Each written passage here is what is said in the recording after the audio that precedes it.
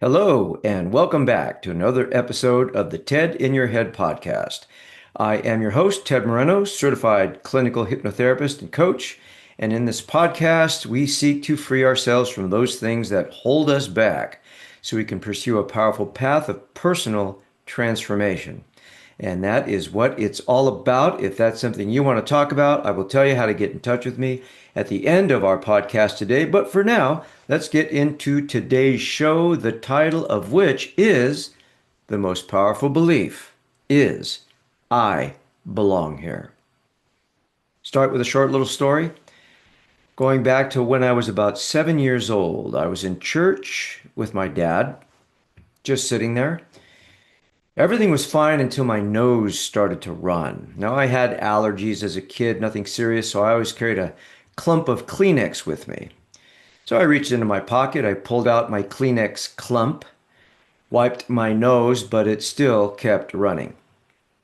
Pretty soon, the clump of Kleenex was a snotty mess, so I secretly threw it on the floor of the church and immediately felt like a sinner for desecrating the Lord's house with my snotty tissue, and my nose kept running.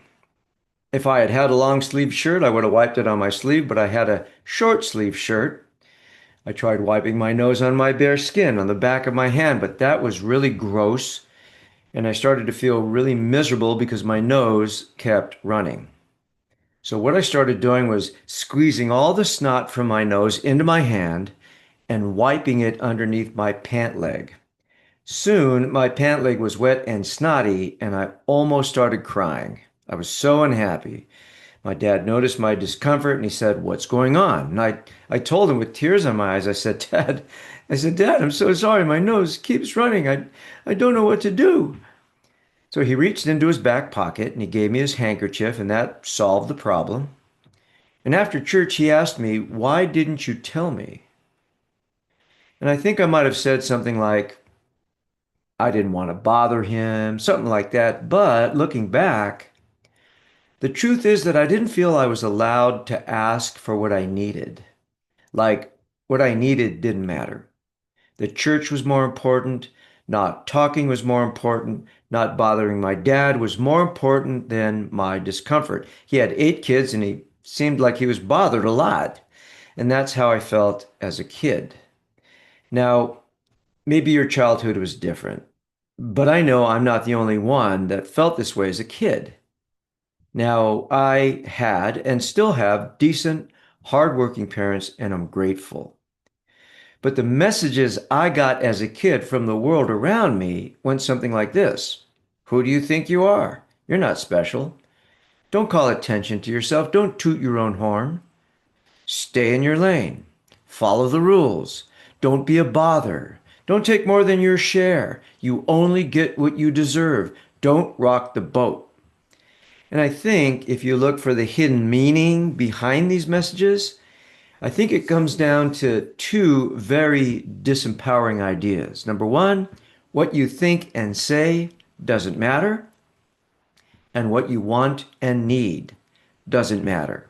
And by extension, you don't matter. And this is very unconscious. Nobody actually tells you that, but it's the message that many of us received when we were kids. And we don't think these things consciously either. But it's kind of like a computer virus, like a mind virus operating in the background. Programming is a good name for it. So we grow up, try to make our way in the world, we encounter challenges, we make mistakes, we fail to do what we set out to do, and then we might even start to reinforce these negative messages with our own negative self-talk. And even as adults, we have people reinforcing these things, right? Family members, bosses, people in positions of authority, religion, you're a sinner. And that starts to feed these mind viruses and they grow. It's possible to find ourselves with the feeling that we need to apologize for who we are because we feel bad about ourselves. And it's possible for some people to get to the point where they feel they need to apologize just for being alive. And that's a sad state of affairs. Some people overcompensate by being bullies or being demanding or obnoxious. That's sad too. And if you look around, you'll see that all around you. These are the messages many of us receive, and I know that for a fact after 23 years as a hypnotherapist working with thousands of clients. And there's only one word to describe these kinds of negative messages we get or we got from the world. It's all bullshit. Speaking of a sad state of affairs, for most of my life, I believed, pardon my language, I believed I was a fuck up. Sorry, but that's the word I used to describe myself. I believed I would screw it up. Whatever it was, job, relationship, life, whatever. I didn't want to get married. I didn't want to have kids, didn't want to buy a house or start a business. Why? So I could screw it up? So I would sabotage myself with stuff like perfectionism. If I can't do it perfectly, I won't do it at all. And that's a very sneaky form of self-sabotage, which is something I struggled with a lot when I was younger. And so consequently, I was always asking myself one terrible question. What's wrong with me? What the hell is wrong with me? Why can't I? Why haven't I? What is wrong with me? Isn't that a terrible question to ask yourself? As a hypnotherapist, I see things, I hear things. Some of my clients tell me that they get on social media and they say, oh, look, they've got a beautiful house, they've got a beautiful car, look what they're doing, wonderful vacations, nice restaurants. So it's easy for them to think, how come I'm not doing that? How come I don't have that? What the hell is wrong with me? Now, we're not talking about you, of course, but you might know someone that can relate. Truth be told, the only thing wrong with most people is that someone told them some bullshit and they believed it. Mark Twain said, the trouble with most of us is that we know too much that ain't so. When we're little kids, we believe what we are told. From the time we're born until 8 or 9 years old, we take in everything as absolute truth. So when people come to my hypnotherapy office because they don't feel good about themselves or they feel less than, I tell them, hey, it's the programming. Just the programming. The mind viruses you caught from someone else. It's not your fault. It's not who you are. It's just how you are thinking and what you believe. And the good news is you can change your thinking and you can change what you believe about the world and about yourself. And that's what I want to talk about today, how to claim our rightful place in this world by changing what we believe. And guess what? You don't need to do anything or accomplish anything or be anybody to believe that you're okay. It's a decision you make because your value, your worth doesn't have to depend on anything out there. It comes from within. And I believe that the first step is to realize just how much BS is out there. And there is a lot. And all the socialization and all the media and all the advertising that tells you that you're nothing unless you have this or you're doing that or you look like this or making this. It's all BS and it's hard to find the truth. So let's look for the truth, shall we? And here's the interesting thing about truth. If it's true, it should be self-evident. We should be able to see it for ourselves. We shouldn't have to take anybody else's word about what is true. Now, I can't speak for you, but what is evidently true for me is that I exist. I am. So what that means is that I'm having an experience right now. That's really the only thing I can say for sure. I have an awareness that I'm having an experience that I call life, that we call life. And this awareness is a fundamental quality of our being, by the way. And my awareness right now in this moment is that, yeah, life's pretty good. Look around you. Are you reading this on a computer? Are you hearing this on a smartphone Bluetoothed into your car speaker in a nice car in a comfortable house or in a nice office? I'm recording this and I'm writing this on a computer in a nice house in a nice neighborhood. What are the chances of that? I don't know. But what I can tell you is right now, I kind of feel lucky to be here. What did I do to deserve this? The answer is, it doesn't matter because deserve has got nothing to do with it. I did a podcast about that a couple of times. The idea that you only get what you deserve is just more bullshit. Plenty of people have what they don't deserve, and plenty of others get what they do not deserve. Would you agree? So let's remove deserves from the equation. Because here's the thing. Somehow, someway, I came into existence. I didn't ask to be born, but here I am. I've been given life, and personally, I consider that a gift. And if you can say to yourself, I exist or I am, then you've been given that gift too. And as far as I know, none of us did anything to deserve it. But here we are. And look what you get as part of the deal.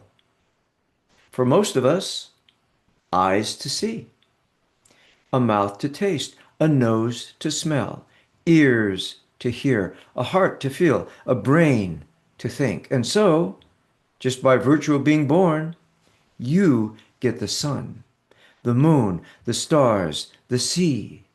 You get mountains, trees, rivers, lakes, flowers, clouds, rain, snow. All the beauty of the world is yours should you choose to enjoy it. You have been gifted with 4,000 years of music, 3,000 years of poetry, literature, 50,000 years of art. It's yours. You inherited it. You get to love, be loved, and you get to have your heart broken. You get to succeed and fail. You get to have challenges. You get to grow old. If you didn't have challenges, you would invent some. I can assure you of that. You get to be young and grow old if you're lucky. You get to dream and realize your dreams or not. All this just for being born. It's a hell of a deal. The universe or God or whatever must love you because it has seen fit to have you here now. I remember sometime in the 90s, I was sitting on a mountaintop looking out over a beautiful valley in the Catalina Mountains of Tucson, Arizona. And as I sat there, a voice spoke to me. Seriously, might have been the voice of God or nature, might have been those mushrooms I ate. But the voice said something really profound. The voice said, "You're okay, Ted. There's nothing wrong with you. You're just figuring it out like everybody else. You're only human, and that's okay. It's good that you're here. Don't worry. We've got your back." And I never heard that before in that way, in a way that was so validating. It took me a while for me to completely get that, but I did. And that shift of perspective changed my life and has brought me here today to share that message with you. Have you ever seen Gone with the Wind? There's a great scene, the movie Gone with the Wind. Scarlett O'Hara is the protagonist. She grew up on her family's plantation, vain, self-centered, spoiled by wealthy parents. Then the Civil War comes and sweeps away her wealthy lifestyle. She finds herself destitute and starving. She goes out to the fields to find something to eat, but the only thing she could pull out of the ground is a withered carrot. She tries to eat it, but gags. She falls to the ground, miserable and crying. But then she stands up. She raises her fist to the sky, and in a moment of desperation, but also of empowerment, she says, "As God is my witness, I will never be hungry again." Have you ever made a declaration like that? Have you ever been down on your knees or with your back against the wall and you said, "I don't care what it takes or what I have to do. I'm going to make this happen"? I've been there. And that's what we need to do, ladies and gentlemen. If anything I said resonated with you today, then what you want to do is make a powerful declaration by calling on the powers that be and saying out loud or in the silence of your mind, as the sun, as the universe, as God is my witness, I belong here. It's good that I'm here, even if I've screwed up, even if I've made mistakes, even if I don't have that thing that other people have, even if I'm not doing that amazing thing they're doing, even if I've done things I'm not proud of, even if I fuck it up, I'm doing my best. It's okay that I'm here, and it's good that I'm here. And I would suggest to you that this is the most powerful perspective that you will ever adopt. This is the most powerful thing to believe. Reject any message you ever got from others or from yourself that said you're not good enough or less than or there's something wrong with you. Believe you're whole and complete right here, right now. You are unique and special and inherently awesome. This is your home. This is your life. Life is up, then it's down. That's life. It's hard sometimes. But that doesn't mean you suck. Refuse to apologize for being alive, for being here now. Make a commitment to being unapologetically you. Embrace the fact that you're here now, and that's a good thing, if for no other reason than because you say so. Believe you're here for a reason. Is that true? It doesn't matter. It's a good belief to have. It's a good place to stand. Here's a quote by Anonymous. The two most important days of your life are the day you were born and the day you find out why.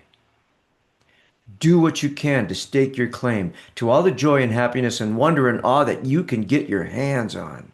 Be willing to receive what you didn't earn or don't deserve, but also be willing to do something to attract what you want into your life. You have a right to ask for what you want and what you need, and what you want and need is important.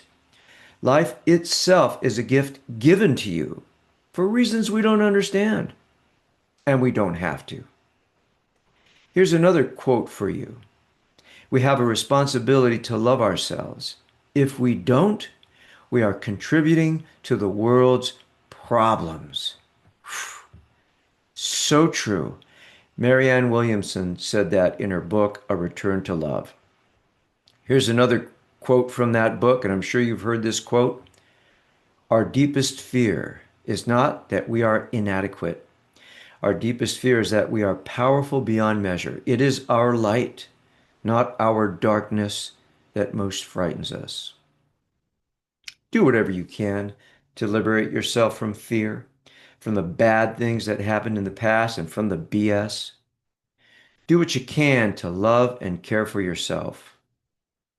And remember, if you want to watch this on YouTube, go to YouTube and just type in at Ted A. Moreno. You can read this as a blog post at tedmoreno.com/blog. And if you're ready to stake your claim to your right to be here, if you're ready to fully and completely believe that it's good that you're here and you're having some trouble or struggling to do that, let's work together. You can request a complimentary consultation, half-hour, phone, Zoom, in person if you're local. Go to tedmoreno.com/contact. Send me an email. We'll make it happen. So, thank you so much for listening. Be kind. Do something that makes somebody smile. And above all, be grateful. Thanks. And I'll see you soon. Bye.